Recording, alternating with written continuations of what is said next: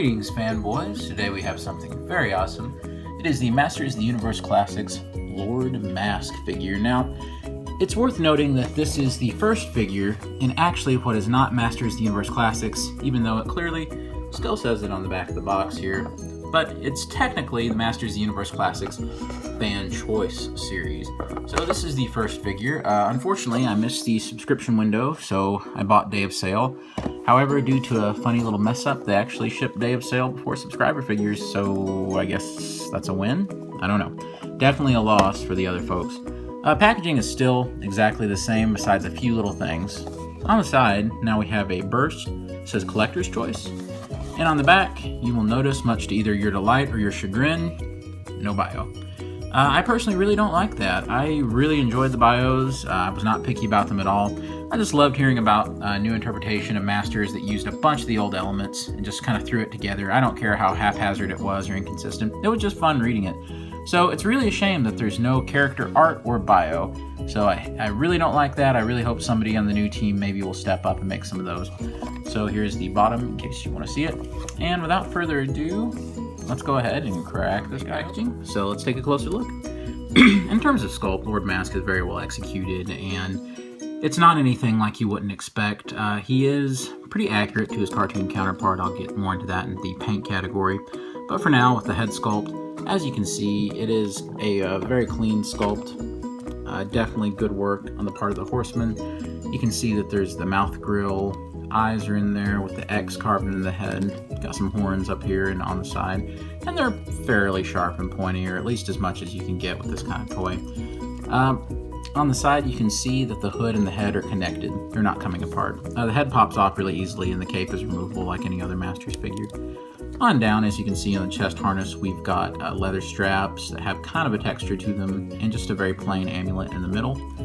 There's, of course, the Masters of the Universe male buck body underneath. Down here with the trunks, you've got something similar going on. Just kind of a leathery texture on the belt with an amulet in the middle. The gloves, of course, are a reuse that we've seen many times. Then on the back, you can see that all that sculpting carries around. And these actually unhinge. You can take this off just like any other Masters harness, so that's not a problem. There's also some leather-like straps going around down here. And of course they come to the front. They're not removable, they're just sculpted in. Down here we have the basic boots that have been on many Masters of the Universe figures, just over and over again, so we've seen those a lot. And the cape appears to be a new piece, I suppose, anyway. Pretty nice, yeah, just a standard black cape.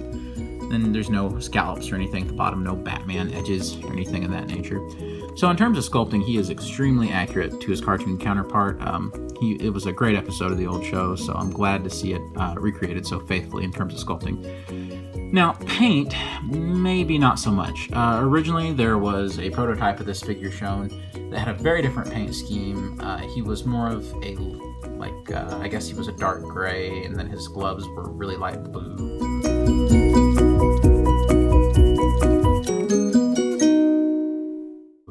It was just kind of a strange looking scheme, but I liked it. It was extremely, I guess the word is toyetic, to borrow a phrase from Joel Schumacher. But yeah, it was very toyetic. I thought that it looked really good as a toy. Now, in terms of accuracy, it wasn't really spot on. In the cartoon, he's more of a brown. So they redid the paint scheme, and they originally said it would be delayed. It somehow wasn't, because I got this quicker than I do almost any Masters figure I've ever ordered on day of sale.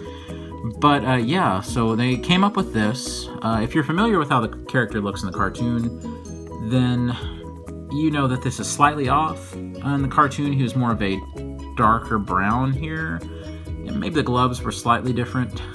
Just a few little shades that they just still couldn't quite get. I'm not really sure if it was more of an artistic decision by the Horsemen, that they just felt like their earlier scheme looked good, so they come up with a halfway, kind of like they did with Many Faces on the orange color. I think that's probably what happened, because they have the reference material as easily as we do. I'm pretty sure they wouldn't be just taking a shot in the dark when they could easily have that reference material in front of them. So I really like how it turned out. Alright, and moving along, let's talk about articulation. It has all the standard articulation you would expect, so I'm not going to waste your time showing all of this. Anybody who bought a Lord Masque figure, this is not your first Masters figure, so you know about all of it. Nothing really inhibits it, except with the head, it's the big hood piece.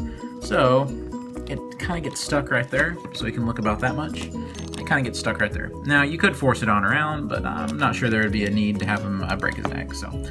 The other thing that might inhibit the articulation just a tad is we all know by now that whenever we have these rubber trunks on the figures, it inhibits it a little bit. He can still get a pretty good split going, but where it hurts a little bit is the kicks.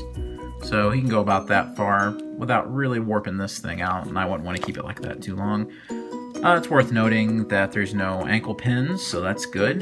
There's no added articulation to the ankles, as is the rumor about the Filmation figures coming. So still strangely quiet at Maddie about those Filmation figures, and I've subbed, so I'm really curious exactly how those things are going to turn out. The other thing that we should probably talk about are the accessories. These are a sort of a point of contention among a lot of fans. Many fans felt, and rightly so, that he should probably have included his own accessories, and I agree with that.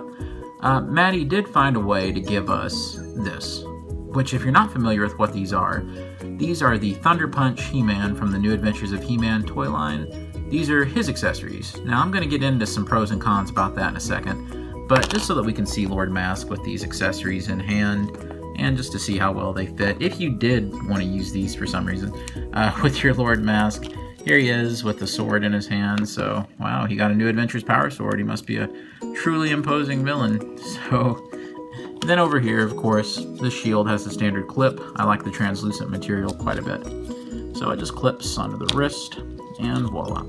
He's ready to fight evil in space? I don't really know. But, yeah, it's kind of interesting. So, now let's have a look at these accessories where they were meant to go. Here's New Adventures He-Man all geared up, and all of his armor, including the goofy football space helmet and all of that. And here he is with his accessories that are supposed to be his. They look really good with him. I like it. One thing that's worth noting that you guys should know about is how wobbly this thing is in his hand. Yeah, they sort of made it to where Lord Masque could hold it, which is funny to me because it doesn't even belong to him. But it's really wobbly right here, so that's worth noting. A little unfortunate, but of course it won't be a problem when you're posing him. As you can see here, as long as I don't pose it straight down, it's not going to fall out of his hand or anything, just worth noting. And here we have He-Man in his standard uniform, brandishing these accessories. I definitely like the looks of it a lot more with this, as it kind of is more accurate of the old Thunder Punch He-Man from '92. And as you can see, the shield and the sword and everything look really good with his outfit. There's just one thing, and that one thing is that if we're getting these accessories, does that mean Mattel have absolutely no plans to ever do a Thunder Punch He-Man figure on its own? Pretty sure that means that I'm absolutely right on that I think that there are no plans to do one, or else they wouldn't be packing his accessories in with another figure. I can only hope that if there's ever another weapons pack, and they've indicated that there probably won't be, but if there is, that he could come with the transparent greenish yellowish harness that the original figure was wearing, because the accessories are great, but I hope Mattel doesn't think that that's what made Thunder Punch He-Man so interesting. It was really that crazy translucent vest thing he was wearing, and if we could just get that, then yeah, I'd be totally satiated. It would still be kind of weird to have to get accessories from two different locations and then add them to a figure that you already own, so that would be sort of strange, really, when you think about it, to make a new figure, but still, it'd be a great bonus, and let's face it, anybody still collecting the line at this point probably isn't cherry-picking too much. We're probably buying just about everything, so make it happen, Mattel. That's something we'd really like to see. I know it's something I'd love to see. And here we have Lord Masque alongside Shikoti. The House of Shikoti two-parter was one of the most sensational things that they ever accomplished with the Filmation cartoon. It's a cartoon that isn't always consistent, and it's not even necessarily as good, I think, as a lot of people make it out to be. And for me, it's always been a love more of the original toy line and less of the original cartoon. But still, it was just a really bright spot in that cartoon. I've always loved it, and I think these two look sensational together. Overall, it looks great. Finally, you can complete this display, and I think everything turned out very well. A couple of minor gripes, I guess, is with Lord Masque. I really would have liked to have seen maybe a removable mask, as we all know, if you've watched the episode, that at the end, Lord Masque's mask is removed by Orko, and it gets cut in two.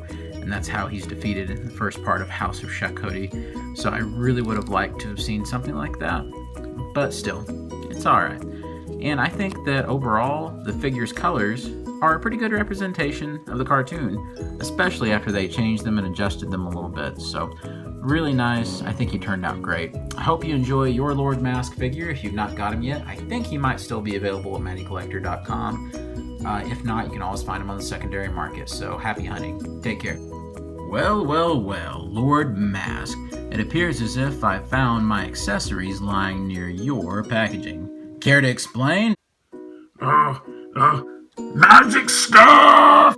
Good news, guys! I got a new job at Mattel. We can finally be a family again!